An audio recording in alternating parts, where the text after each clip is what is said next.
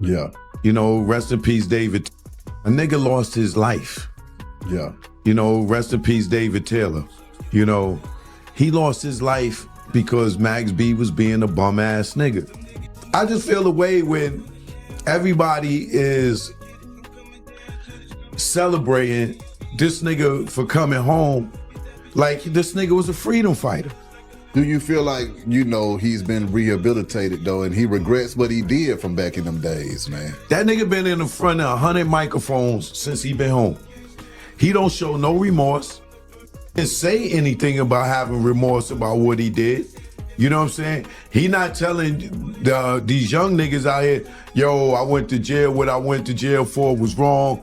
You know, I shouldn't have did it. I regret it. A man lost his life. Rest in peace to him. You know, my sympathy out to his family. None of that. No, nigga, I'm wavy. I got jewelry. You know what I'm saying? Like, nigga, and these niggas is all around him. A bunch of broke niggas are around him. And they seeing this nigga get all his jewelry and all his praise for robbing and killing a nigga. After just 2 weeks at home, Max B is already moving as if he has never been away, establishing connections with all the appropriate individuals and securing every significant cosign. The entire city has been buzzing ever since he sat at the round table with Cameron and Mace. He hasn't even released any new music yet. However, he is already packing out every spot, hitting levels, and making real money. However, keep in mind that not everyone wants to see him shining after serving 18 years in prison. Some people find it intolerable to witness someone level up that quickly after returning home. Yes, everyone is aware of the serious case for which he served time, but is everyone expected to make you become an activist once you've served your time and left that gate? Nobody should expect you to act like Malcolm X now if you weren't living like him before entering, particularly in rap, where appearance is crucial. The first people to reach the bag will be rappers. That's the truth. This is where things get crazy though. No joke. Choke, a well-known videographer who has been in business since the Rockefeller era, worked in New York and Atlanta, and witnessed everything that goes on behind the scenes. Max B. Hefty is being called out by him. Additionally, the vibe he is providing comes out as blatantly nasty. Extreme hatred is what I mean, the kind that seems disorganized right away. This place is awful. Now let's get started. Max B is currently on a major run. As soon as he landed, he started moving constantly and making connections with all the proper individuals. He's currently the big thing in New York, and many in the city are even switching sides just to rock with him. Every club he enters is sold out, and everyone is excited to watch him triumph once more. He's currently back in the studio with Harry Fraud. Yes, the same Harry Fraud who has been supporting Max for a long time and creating his sound. The streets were talking about that alone. However, despite all that brightness, hate is as pervasive. I have to tell the truth about that. And a special thanks to Choke. No joke, I've been watching his work for years, and the man truly put in a lot of effort as a producer and filmmaker. Behind the scenes, he has been everywhere, particularly in those iconic Rockefeller days. He had genuine grit. I can't pretend that he didn't deserve his job, but let's be honest at the same time. No joke, Choke has had problems with almost everyone associated with those Rockefeller days. His speech is undoubtedly influenced by the history that follows him.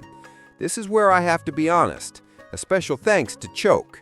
It's no joke, but he actually had a falling out with a number of individuals from the past. He seemed to have something to say about someone every time you turned around. He has interviewed with Vlad. He has been in front of every major camera, and he has also been in front of every major celebrity. There is no denying that he worked hard. That is a fact. Let's be honest, though. He used to hang out with and even had relationships with those folks, and I've heard him talk back and forth about Cameron. I've heard him talk about Jay-Z, and now he's focusing on Max B.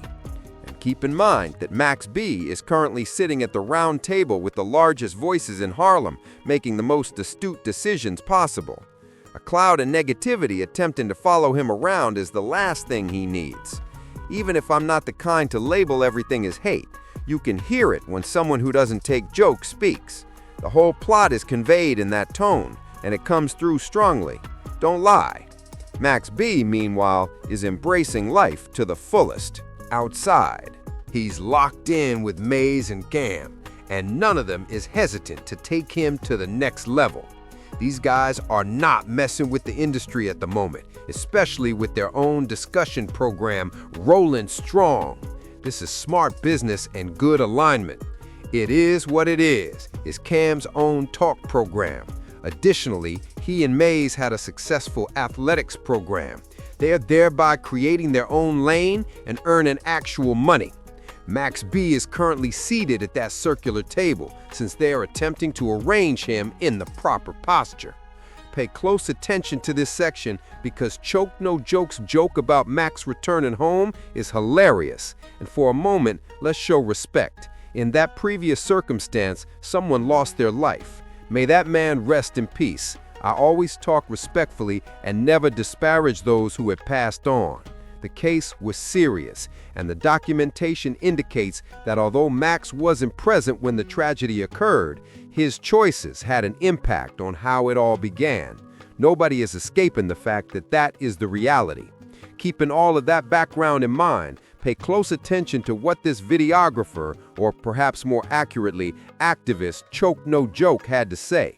His passionate style of speaking immediately captured the attention of the internet. No joke, I choked up and started talking loudly as if Max had returned home. But wait a minute, is Choke truly attempting to act like a judge and jury in this situation? That's how it sounds. He claims that Max has no regrets, despite the fact that the man spent 18 years in prison. 18 is not a light age, not to mention that he was first given a 75-year sentence before it was lowered. The court found sufficient evidence in his case to reduce the sentence. People now expect that when he comes home, he will jump in front of the camera and declare, "I regret this. I'm sorry about that." Given that he has already completed his sentence, why would he need to do that? Rappers often don't give remarks like that seated on a camera. They exhibit growth in the way they work, move, and present themselves. And let's be honest about the energy in Harlem at the time. Everyone was having difficulty. Everyone was looking for a way out. And additionally, people occasionally made poor decisions in an attempt to advance. That explains the reality of the time he came from, but it doesn't justify anything. And additionally, I won't sit here and pretend that everything is great. No Joke has some truth to it. He occasionally raises issues that the younger audience can understand. Come on, Max has only spent the last 2 weeks at home. 2 weeks? What exactly are we doing at the moment?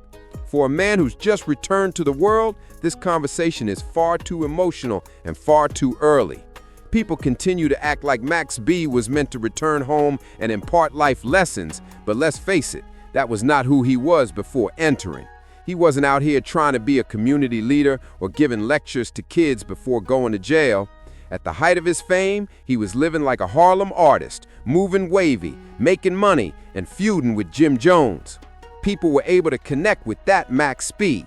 That was the lane he created, and that was the spirit they cherished. So it feels like pure rage when I hear someone choke, no joke, going off like this. I'm expressing that with my chest. Be mindful of the tone. It sounds like someone who's had problems with practically everyone in the field, and now he's making fun of Max as if he's attempting to go viral right now. And let's be truthful, yes, the video went viral. Perhaps that was the main objective. I'm from New York City, so when someone comes home wanting to move better, I want to see them succeed. I'm not sure if this is just his style or the Atlanta side of him. Some people demonstrate their growth by their movements, not by presenting statements they've never given before on a camera. Why should Max suddenly be on TV discussing what kids do? Before he entered, he didn't live like Malcolm X. Why demand it now when he wasn't speaking that way back then? It doesn't make any sense. To be honest, it seems like people are imposing expectations on him that were never his style in the first place. Things are starting to look very different now that Max B has the formal cosign from Cameron. Not to be overlooked is Choke No Joke. Not very long ago, there was a beef with Cameron. I'm keeping an eye on everything going on here, and they were exchanging small jabs with one another in real time. So is that the real source of this sudden surge of hatred? It seems like it. You know, rest in peace, David. A nigga lost his life. Yeah. You know, rest in peace, David Taylor. You know, he lost his life because Max B was being a bum ass nigga. I just feel the way when everybody is celebrating this nigga for coming home like this nigga was a freedom fighter. Do you feel like, you know, he's been rehabilitated though, and he regrets what he did from back in them days, man? That nigga been in the front of 100 microphones since he been home. He don't show no remorse and say anything about having remorse about what he did.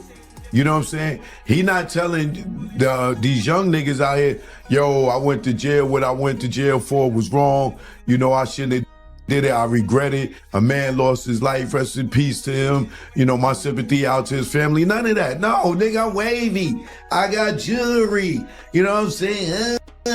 Like, nigga, and these niggas is all around him. A bunch of broke niggas are around him. And they seeing this nigga get all his jewelry and all his praise for robbing and killing a nigga. To be honest, Choke isn't even from the city like that.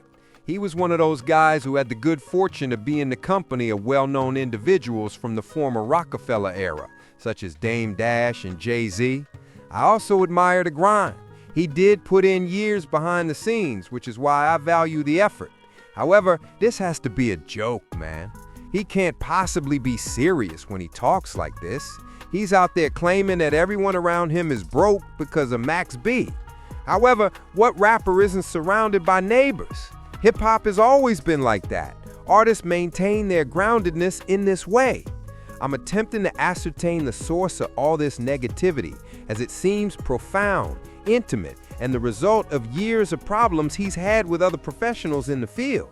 I am aware of the hardships Choke had during the Rockefeller era. I don't mean to diminish the effort he put in, but the current circumstance does not reflect well on him. It appears messy and harsh to approach Max B just as he's starting to repair his life. To be honest, that doesn't look good. In any case, why did Max B feel the need to come out here and preach to children? Why demand that now when it was never his path before? Max B is still figuring out his niche in the game as he links with Funk Flex and moves about, attempting to rebuild his entire career. And after 18 years gone, that's totally normal. He's still discovering the new terrain, reestablishing connections, and working things out. That is a fact. He doesn't need needless criticism from those who ought to know better at this time. No one in his social circle desires to be surrounded by such intensity. To be honest, hardly anyone in the city wants to see it either.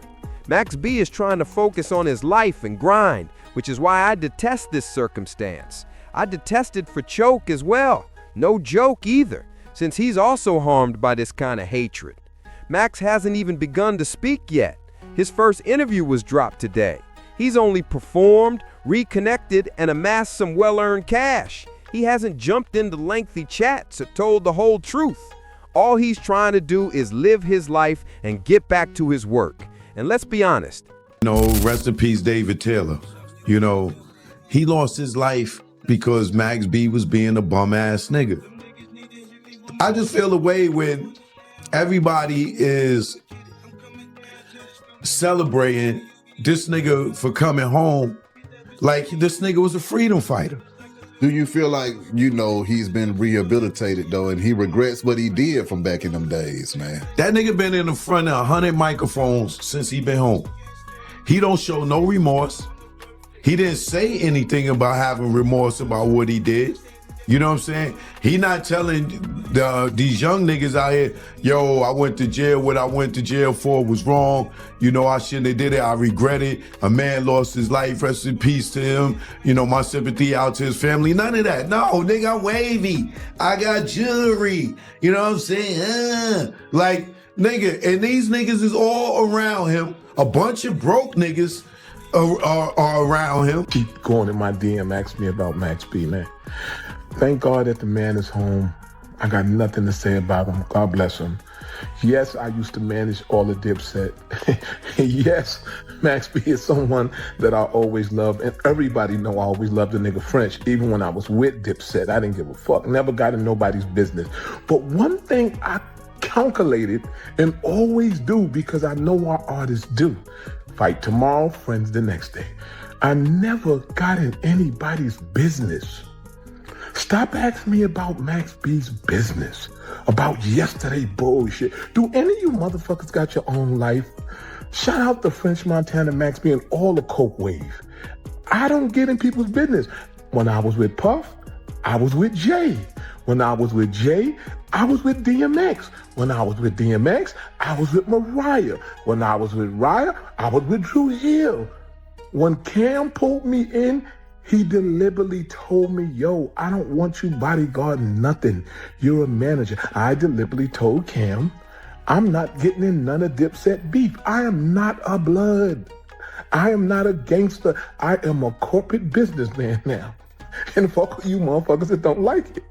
That's why I'm living a nice life. Free. For 30 years I've been home. 30 years. So no. The only thing I got to say about Max B is I pray that he stay on the right path and he don't allow the internet to distort anything he got going on. One thing I can say about French Montana, he stayed one way his entire life that I've known him, and I've known him for years. He never wavered. And that's how you be successful. Big Joe has always been Big Joe. You motherfuckers didn't know me. You know I don't put no grit on my face. You know this smile will get you fucked up. Even now. But you know, I'm not with the tough talking shit. I'm not with talking, but I'm not down with no nigga. I wasn't doing that with Cam, with Diddy, with Puff. When I was bodyguarding, you step to my artist, I do what I gotta do. When I was managing, I managed. I didn't give a fuck about nobody's beef. Understand that, and please stop going in my DM, ask me about Max B. Yo, I get it now. Just like I didn't get Kaiser Sozak in that movie back in the days, I get what the fuck is going on. And I figured it out yesterday. Somebody hit my page and said something. They said, yo, Joe, man, 12 years ago, you didn't fight for Cam, man. When True Life stepped to him, you was right there. And I said to myself, I'm about to go hard on this nigga. Like, yeah, motherfucker, real motherfuckers don't fight for motherfuckers, ain't start no fight themselves. They don't do that. You gotta start your fight, then I get in it. Especially if I don't work for you no more, but then I thought about it. I said, hold up. Who is this motherfucker? I went online and pulled it up and I saw who he was and I saw his affiliation and I put it together. Yo, you motherfuckers are geniuses. This shit is all orchestrated. Because none of the beefs are new. All this shit is old. Over 10 years. But who the dummy? You motherfuckers done figured out that if you talk and hate each other and go crazy on the internet, your algorithm will go up. Your love will go up. People will choose sides and you will get more money. And this is how you will get show money. I should have known. Cam, the motherfucker who taught me how to walk in Steve Golly's office at Def Jam, how to go from Allen to Atlantic and sell the same mixtape, how to go across the country to Fontaine and sell the same music. And then he would call and say, I didn't approve that. How did it happen? You a fucking genius. You got the whole world thinking it's a beef when it's nothing. And I'm sitting there scratching my head talking about, I don't give a fuck if you niggas didn't talk to me because I ain't fight for this nigga. I wasn't going to jail and getting the beef that wasn't my beef. In all reality, it's all business. You a smart motherfucker, all you motherfuckers. And I'll tell you who the masterminds are. And all this shit always. 50 Cent, Cameron, Mace. Because motherfuckers like me and Jim Jones, we hot-headed. We flip first. But they don't understand, even we think now. I didn't understand what the fuck was going on. Now I got it. You motherfuckers is geniuses. After seeing all this Diddy shit and all this other shit, everybody hates a winner and everybody tear each other down. You said, let's get some money. Show's gonna go up, more followers, everybody going to your page to see what you're gonna say next. Smart, man. Smart 2, 3 black men. Or should I say 4? God bless you all. Keep winning. And I'm not sure if it's because you're not from New York and the Harlem atmosphere doesn't affect you the same way, or if it's old sentiments from old industry stories. But it's not a nice look when a man is just attempting to get back up and start over. Before you jump in, remember to subscribe, use the like button, leave a comment, share this video, and use the Hype This Video button to help the algorithm spread the word about this tale. I'm grateful.